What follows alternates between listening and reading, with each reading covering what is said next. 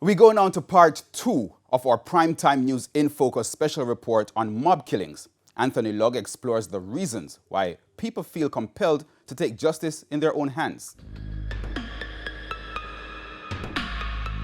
The family of Chieftain Campbell and Levi Chambers are from different parts of the island, but they have at least 2 things in common. Their loved ones were attacked and beaten for a crime they did not commit, and the lingering pain. Just be conscious, man. No matter how you're angry, man, a life is important. There was absolutely nobody to say, don't do it. Unlike these families, others have chosen not to speak out. Human rights group Jamaicans for Justice condemns the practice and says it must not be accepted as the norm. It cannot be that we feel it is justified to hit, to abuse, and to kill. To get a better understanding of why people feel compelled to take justice in their hands, we sought the expertise of Dr. Christopher Charles, Professor of Political and Social Science at the University of the West Indies. Most times when we think about these issues, we respond to the situation of the people who engage in this kind of killing have normal psychology. They don't. They actually have abnormal psychology. People who engage in mob killings, the impulse is vengeance.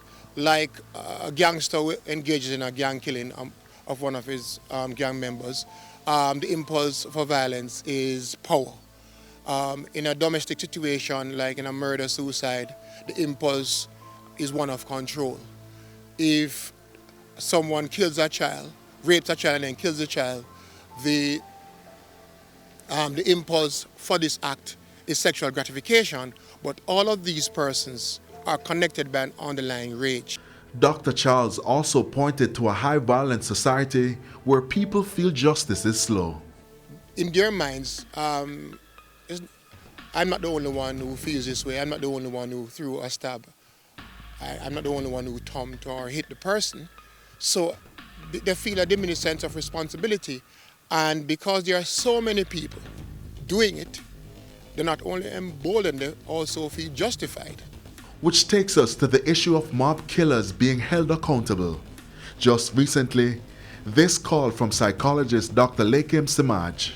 We really should make sure that when these things happen, there must be consequences. We need to hear about arrest and conviction, whatever they cost, because people still feel that you can behave in such a manner and get away with it. In part 3, we look at law enforcement's response to mob killings over the years and how stakeholders suggest the issue be tackled. Anthony Lugg, TVJNews.